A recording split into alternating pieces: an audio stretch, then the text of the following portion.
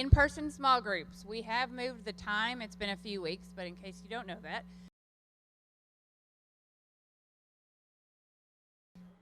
Thank you. All right, well, sorry. I feel really loud to myself. But anyway, people bingo. So every square, put somebody's name in it. You can only write, so like if I go to Ava and she fits one of those categories, I can only write Ava's name down once, okay? First 3 people, without cheating, Jesus is watching, do not cheat. The first 3 people to bring me completed bingo sheets will get a prize. Are you ready? On your mark. Get set, go.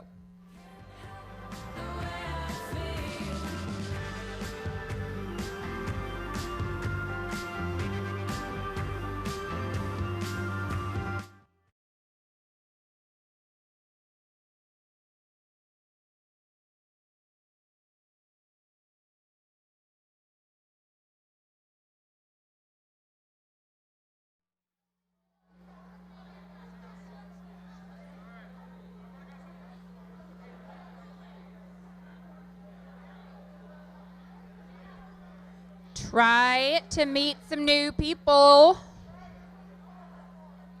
when you ask them what their name is so you can write it down. Try to remember that so that the next time you talk to them, you know their name.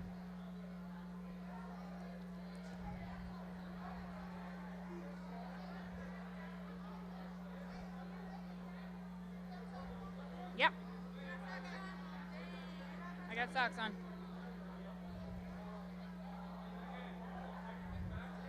No.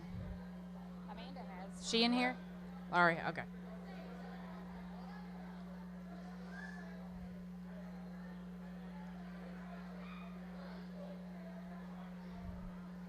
Hi.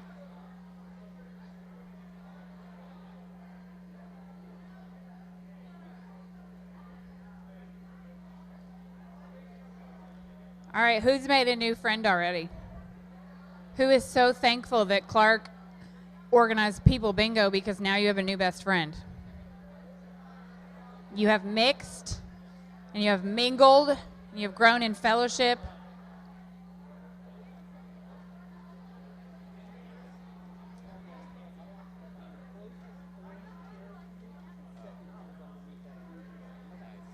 Oh, no. Completed. Wait, did they have to have, no, the whole sheet. Complete the whole sheet. Nice, almost, so close. I appreciate your eagerness, though, Cameron. You got to complete the whole sheet. That's a little different than bingo. You don't have to have a line. You got to have the whole sheet. Nathan, did you think you were done? Sorry. Wah, wah.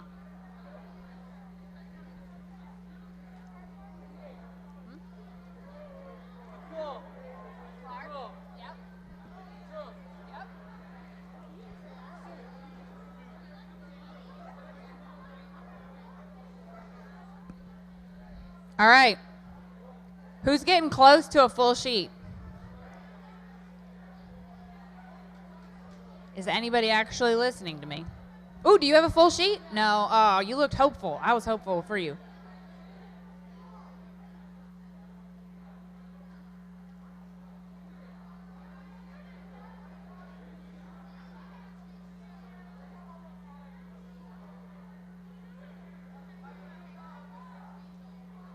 Check, check, check, check, check, check. Check 1, 2, check 1, 2.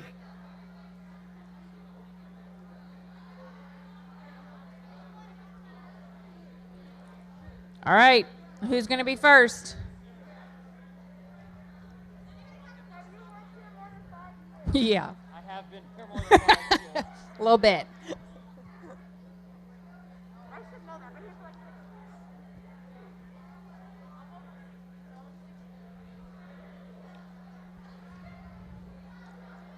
Now you're done, Nathan? Ooh. Yes. Yes, I have been here more than 5 years. Megan.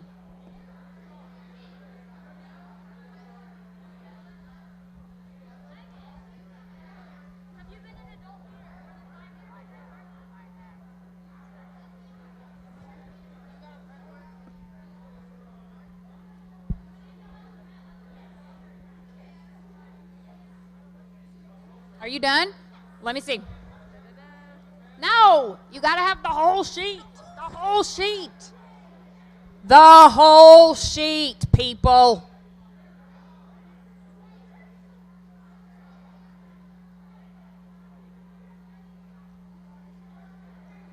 We're doing fine. All right, come on, guys. Come on, fill up those sheets. Oh, she's almost done. All right, who's going to beat her? Paige Gray. She's almost done. Anybody going to finish before Paige? The whole sheet.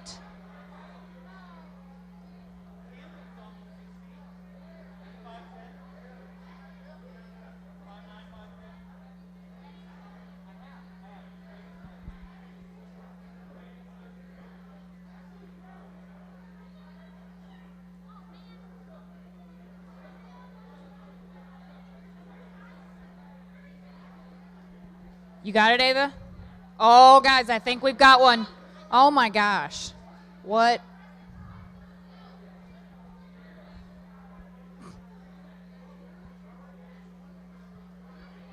All right, let me see. Some people have like the same name. Like two people have the name. But they're different people? Okay. All right.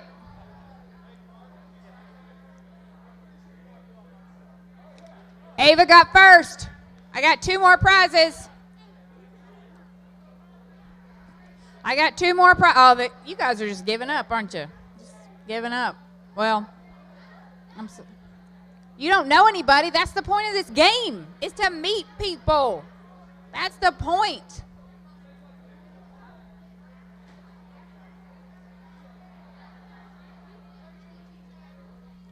Hey, you don't have to, the other person doesn't have to write, like, you can write their name. Don't share pens. Don't share pens. That is not COVID approved. And keep your masks on. And don't sneeze on each other. That's really just a general rule, though. Oh, Paige is done. All right. We've got 2. Nice. All right. We've got 2. I got 1 more prize. Get a t-shirt. The sizes are on the wall. Grab whichever. Ava, pick out a t-shirt. Oh, we got 1 more. All right. That's it. Yeah. Ava was first, and then Paige, and then Maddie. All right. Oh, all right. Who else finished theirs? Nobody? All right.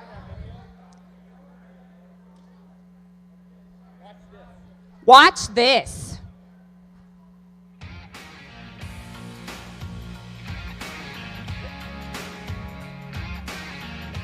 Have you been outside recently? What did you see?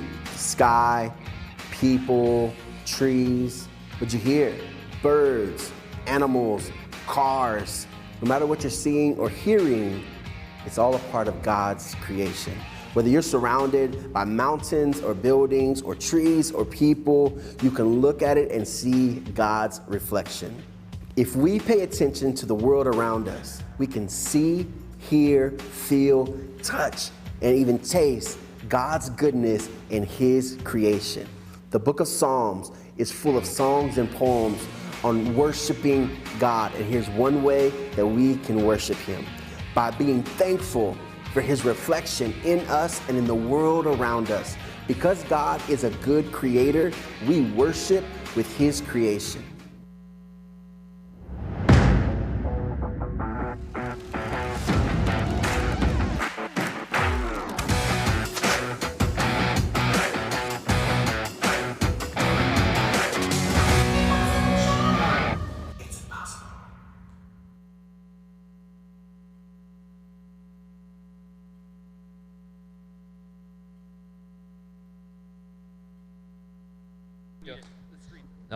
All right. Hope everybody's super excited for the impossible shot. Woo!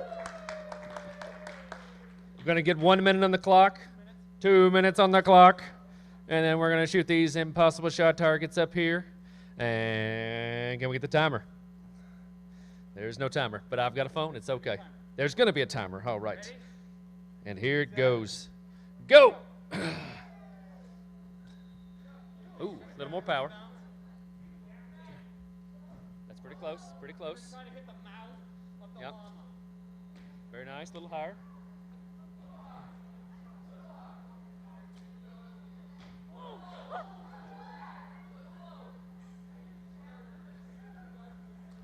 Try to count if anyone gets. Yep. I will lock him Let's keep count. If anyone gets the mouth of the llama is what we want to hit. That was pretty close. Still no. Oh, Amanda got hit right in the face. Very close. Very close. Almost. Oh, that's the window where Trevor said. Oh, very close. Got 7 seconds. We're switching. Get ready for the switch. In 5, 4, 3, 2, 1. Switch. It was on. Yes, it was on 120. They get full 2 minutes. They get the full 2 minutes. Never mind. I'm wrong again. Again, there was no preparation on my part to read the book, but we're still going. Keep shooting. Keep shooting. No one has hit it yet.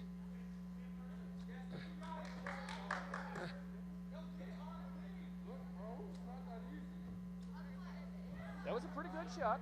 Yeah, just a little higher. Oh, she's gonna be good. She's gonna be really good.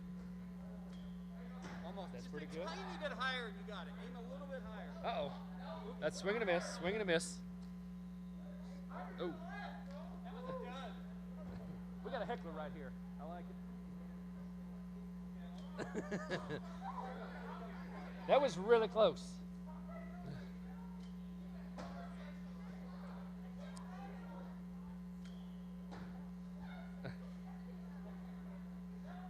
All right. We'll go ahead and get another 2 minutes on the clock. Now we are. Did you go the first 1 minute? Did you go the first 1 minute? No, Grace did. Okay, all right, that's what I thought. I think it was just supposed to be 2 minutes, right? Yeah, get the band. Get the band up here. Almost. Has anybody hit yet? Anybody hit yet? No. Okay, we're in sudden death right now. The first one to hit the target is the winning team. Until the timer runs out. I feel like really close right here. Yeah, just hit the target. It looked good. Is anybody on archery?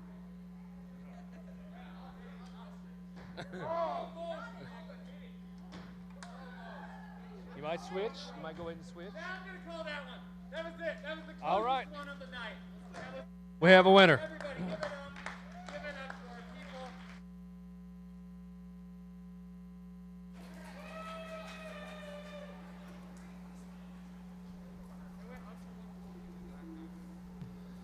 So tonight we're going to be singing "So Will I." My favorite part about this song has always been the lyrics, and I just wanted to highlight one that I like a lot. It says, "If the sum of all our praises still falls shy, then we'll sing them again 100 billion times." Now, when I hear that, I think about how sometimes we can compare ourselves to the big things like the ocean and the mountains, and when we do this, it's a little bit too easy for us to feel small, like we don't have an impact in the eyes of God. But this lyric reminds me that despite our size, God actually made us with more love, care, and thought than any of these things, and we should praise Him as such. Even if we feel like all our praises combined wouldn't even come close to measuring up to the gratitude God deserves, they do.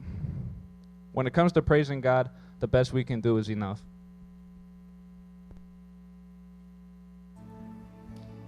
Awesome, you guys.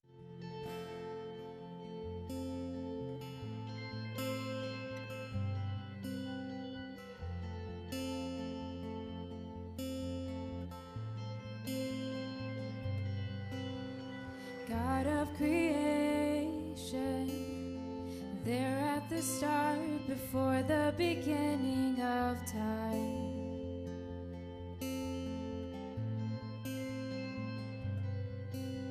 With no point of reference, you spoke to the dark and fleshed out the wonder of life.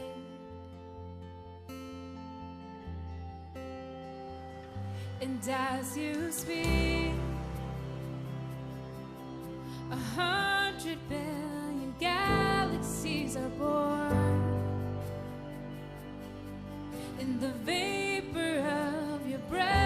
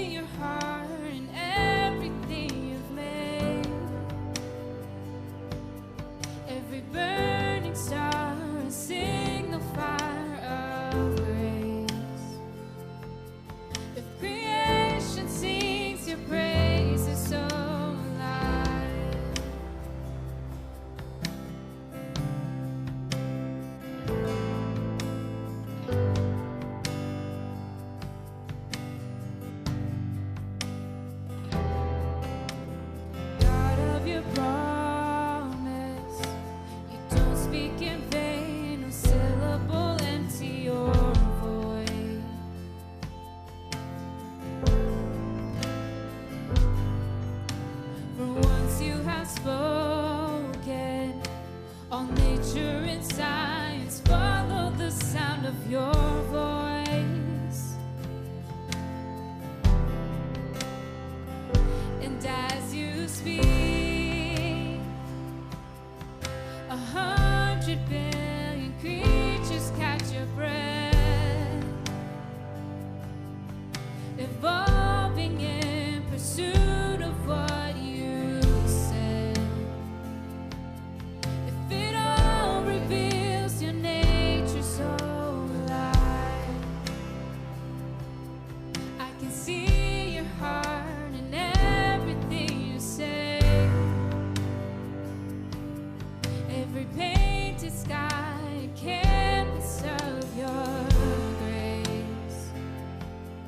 If creation still obeys you so alive,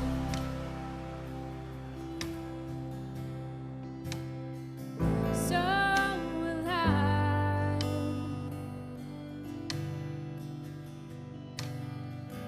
so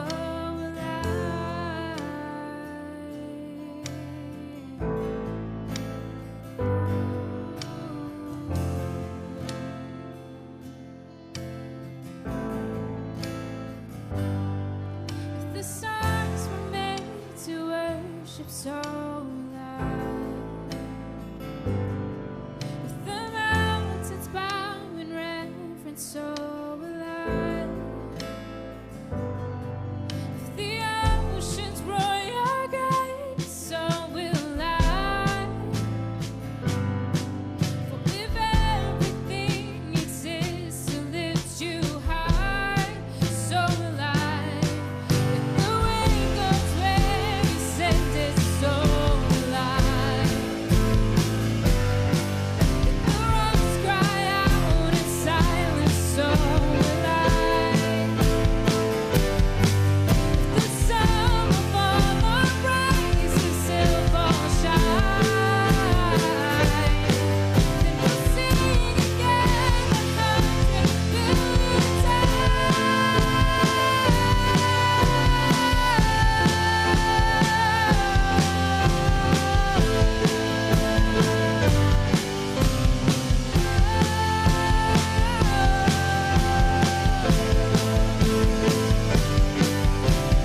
God of salvation, you chased down my heart through all of my failure and pride.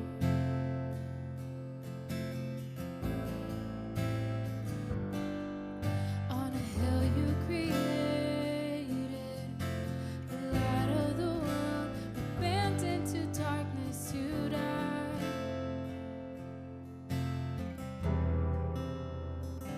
And as you speak, 100 billion failures disappear. Where you lost your life so I could find it here. If you left the grave behind you so alive, I can see your heart in everything you've done. Every part designed in a work of art called love. If you gladly chose surrender, so will I. I can see your heart 8 billion different ways. Every precious one, a child you died to save. If you gave your life to love them so alive, like you would again 100 billion times. But what measure could amount to your desire? You're the one who never leaves the one behind.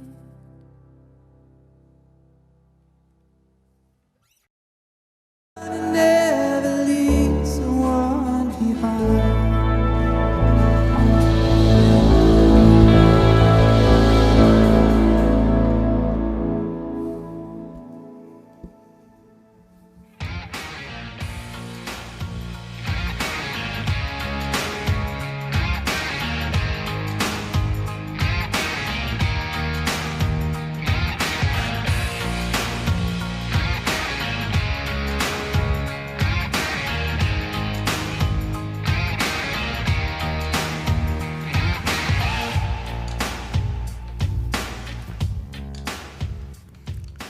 All right.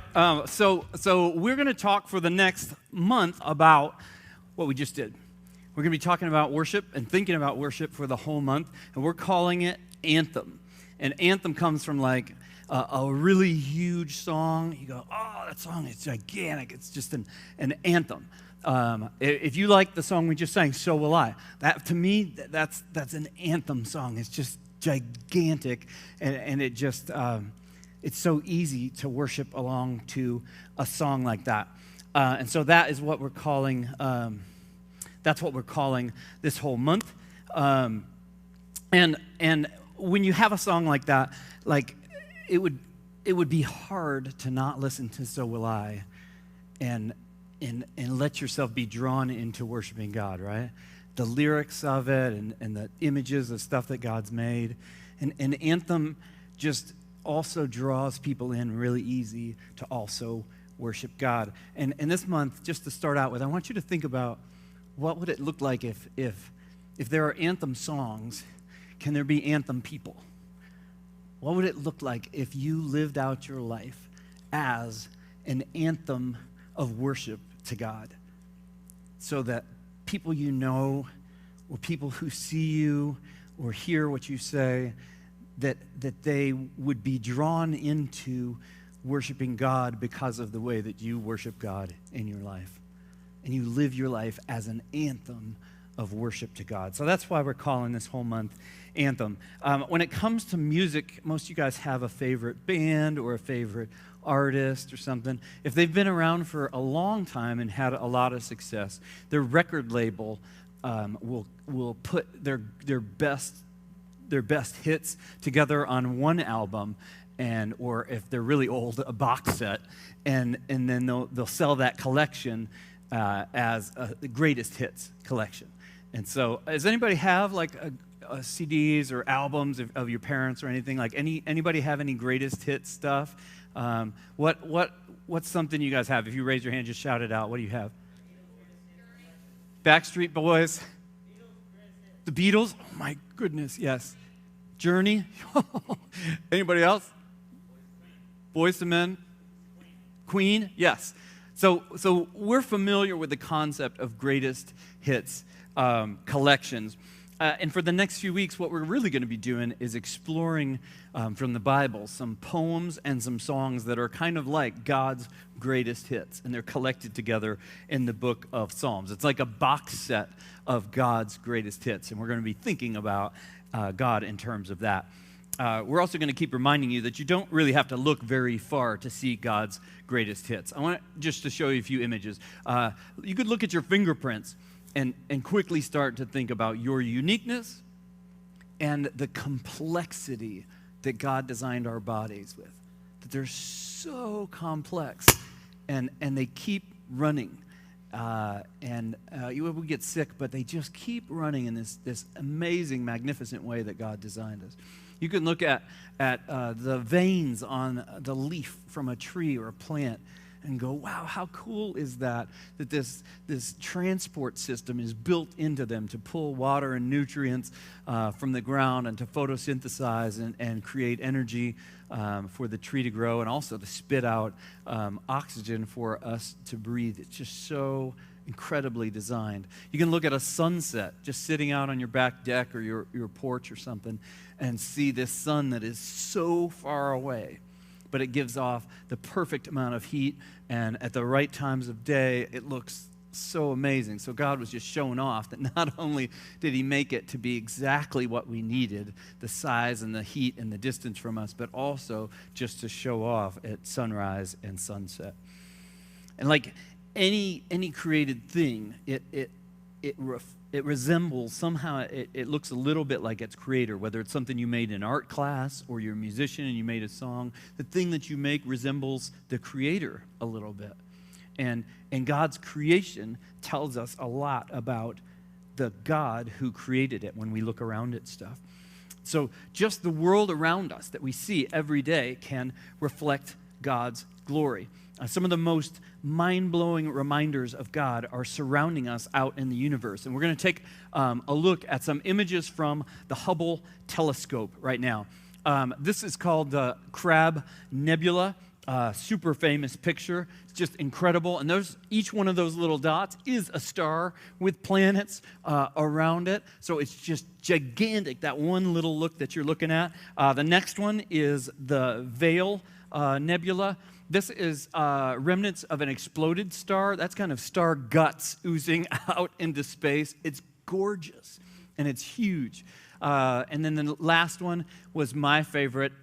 These two are just incredible. Their names are not too cool. That's like NGC 2014 and NGC 2020. So, yeah, they're lacking in the name department, but they're the coolest looking nebula ever. So we look at images like this from the Hubble telescope and just get filled with awe because it's so huge. It's so far away. It's so beautiful, and in so many ways, it's perfect. And they fill us with awe because you go, God created all of this stuff that we can see.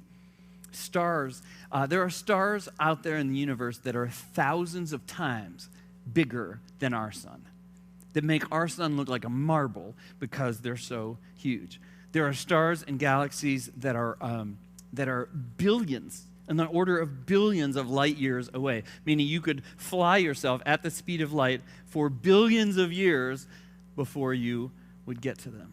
And they fill every corner of this universe that's expanding, and God created it all. And we are this, like as wild as it is to think about this, our huge planet is a grain of sand. Our gigantic Earth is a grain of sand surrounded by an ocean of other stars and planets, making solar systems, filling galaxies, and spreading out over the universe. And God made it all. All of this reflects God's handiwork. And tonight, I want you to think about experiencing God through his creation and how that can actually help us to better understand God, to be in awe of God, and to worship God. Because when we look around, we see God in the things that he's made. Right in the middle of the Bible, there is the book of Psalms. And it's a collection of songs and poems about God, and they teach us about worship. It's kind of like a manual for life. It's a manual for faith, and it's a manual for how to worship God. Lots of it is written by King David. If you ever hear the psalmist says, that means the person who wrote Psalms says. It's just faster to say the psalmist than the person who wrote Psalms. But it's the psalmist. It's not nerdy at all. If I say it accidentally, yeah, that's what it means. Okay, so I want you to watch this first little clip that we made. This is Psalm 19, 1 through 6. Psalm 19, 1 through 6. The heavens proclaim the glory of God. The skies display his craftsmanship. Day after day they continue to speak. Night after night they make him known. They speak without a sound or word. Their voice is never heard. Yet their message has gone throughout the earth, and their words to all the world. God has made a home in the heavens for the sun. It bursts forth like a radiant bridegroom after his wedding. It rejoices like a great athlete eager to run the race. The sun rises at one end of the heavens and follows its course to the other end. Nothing can hide from its heat. So the writer of Psalms is saying that creation declares God's glory. The things we see around us, the ocean, the mountains, the seas, your fingerprints, creation declares God's glory. So we look for him in some of the things that he's made. Psalm 8 tells us, hey, the person that has experienced creation and seen God in it, this is some of what they were feeling. I want you to listen to Psalm 8 right now, 1 through 4. Psalm 8, 1 through 4. O Lord, our Lord, your majestic name fills the earth. Your glory is higher than the heavens. You have taught children and infants to tell of your strength, silencing your enemies and all who oppose you. When I look at the night sky and see the work of your fingers, the moon and the stars you set in place, what are mere mortals that you should think about them, human beings that you should care for them? So he's talking about putting things into perspective. Like I mentioned earlier about the earth feeling small when you look at everything else God's created. Or Graham mentioned before we sang "So Will I," that sometimes we can feel like our praise is insignificant compared to the big things. And the psalmist is putting things all in perspective. It's incredible that the same God who made the universe or the Crab Nebula put the same amount of care and the same amount of thought into laying out us in the womb. He put the same amount of care into planning for your day today that he put it into creating mountains and oceans. He cares about us. Psalm 139 is a favorite. We're going to split it up into two parts. First, we'll start with verses 1 through 7. Listen to this. Psalm 139, 1 through 7. O Lord, you have examined my heart and know everything about me. You know when I sit down or stand up. You know my thoughts even when I'm far away. You see me when I travel and when I rest at home. You know everything I do. You know what I'm going to say even before I say it, Lord. You go before me and follow me. You place your hand of blessing on my head. Such knowledge is too wonderful for me, too great for me to understand. I can never escape from your spirit. I can never get away from your presence. He's saying that you are intimately known by the God of the universe. He knows your thoughts. He knows your heart. He knows what you're doing and what you're feeling. Not in a creepy way, like the 80s songs. I always feel like someone's watching me. Not in a scary way, but in an intimate way. God knows you. You are known completely and fully by your Creator. And he goes on to talk about the way that God has knit us together. Listen to this. Psalm 139, 13 to 18. You made all the delicate inner parts of my body and knit me together in my mother's womb. Thank you for making me so wonderfully complex. Your workmanship is marvelous. How well I know it. You watched me as I was being formed in utter seclusion. As I was woven together in the dark of the womb, you saw me before I was born. Every day of my life was recorded in your book. Every moment was laid out before a single day had passed. How precious are your thoughts about me, O God. They can't be numbered. I can't even count them. They outnumber the grains of sand. And when I wake up, you are still with me. So not only is God's goodness reflected in the big things, the things that look perfect out there, or things that you couldn't help but be in awe of, but his goodness is even reflected in us. If you're like me, you look in the mirror in the morning, you go, oh, how in the world is God's goodness reflected in this? But we miss the fact that God took care in making us. We look at our shortcomings and our imperfections. But in fact, in Genesis, it says that when God made us, it was not just good, it was very good. Put your name in that blank. When God made you, he said it was very, very good. God's goodness is reflected in you. Even when you feel like you're not all that much, you bear the image of God, the imprint of God. You are wonderful because of the way that he made you. And when we worship, we are joining together with the rest of all creation and singing praises to God, or declaring God's glory for what he's done in our lives. Listen to this last one. This is Psalm 95. For the Lord is a great God, a great king above all gods. He holds his hands in the depths of the earth and the mightiest mountains. The sea belongs to him, for he made it. His hands formed the dry land too. Come, let us worship and bow down. Let us kneel before the Lord our Maker, for he is our God. We are the people he watches over, the flock under his care. So there's an invitation to you to join in and to worship God. Not only with songs, but with your life to worship God. Jesus said in Luke when he was coming into Jerusalem, and the people were praising him as he was going down the road, and the Pharisees were scolding him because the people were praising him so loud. And he said, roughly, dude, if my people don't praise me, then even the rocks, even nature, even the trees are going to start singing praises to me. Nature can't help but return praise to God. We are a part of that with our lives, to be willing to return praise to God for his goodness.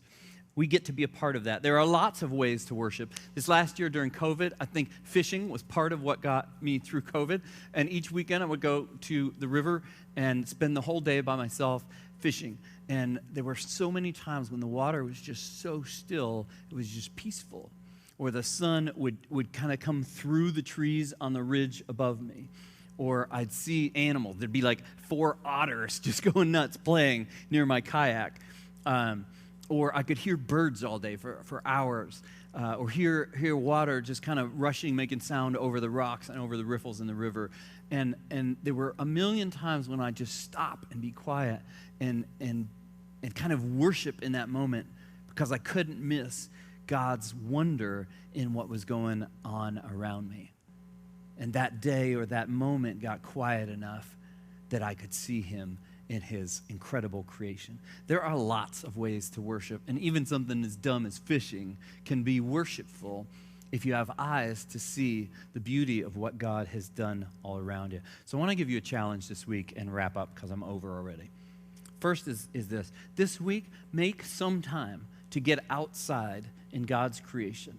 Even if it's in your own yard, or go to the park, get outside in creation where you can look around and see and hear some of God's handiwork, and let that just remind you, God is awesome. He made all of this. While you're doing that, while you're there and seeing those things, I want you to stop and say, thank you, God, for who you are and for what you've done. Sometimes we can make the blunder of only saying thanks for what you've done, which is also awesome, but thanks for who you are, God. And the third thing is for you to worship him for how wonderfully he made you too.